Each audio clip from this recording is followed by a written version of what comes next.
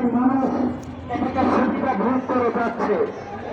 এই জন্য আমরা ঐক্যবদ্ধ থাকবো, ঐক্যবদ্ধ থেকে প্রতিবাদের ঝড় তুলতে হবে।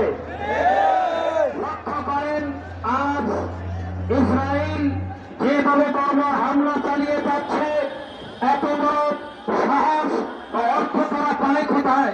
তাদের অর্থ সারা বিশ্বে ছড়িয়ে ছিটিয়ে আছে, যা আমরা ভোগ করে যাচ্ছি, তাদের পণ্য আমরা ভোগ করে যাচ্ছি। দ্বিতীয় নম্বর কথা হচ্ছে, আমার ইসরায়েলি সমস্ত পণ্য মুসলমানদেরকে বয়কট করতে হবে,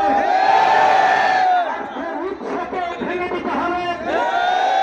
তারা অর্থের উৎস আমাদের কাছ থেকে কামাই করে আমাদের মা বোনদের উপরে অস্ত্র চালিয়ে রাস্তাঘাটে তারা রক্ত রঞ্জিত করে শহীদ করে যাচ্ছে, এটা মুসলমান মেনে নিতে পারে না।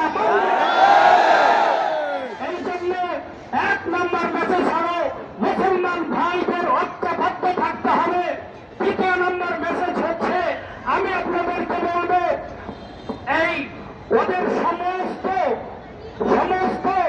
অর্থের যে উৎস, এগুলোকে আমাদের পণ্য বয়কট করতে হবে। আমরা শুধু তাই নয়, ইসরায়েলি বয়কট মানে পণ্য বয়কট করেই ক্ষান্ত হলো না, এখানে এই ইসরায়েলের সহযোগী হিসাবে ইন্ডিয়ার কাজ চালিয়ে যাচ্ছে। ইন্ডিয়ার পণ্য আমাদেরকে বয়কট করতে হবে। আল্লাহ রাব্বুল আলামিন আমাদের সমস্ত মুসলমানদের ভাইদেরকে ঐক্যবদ্ধ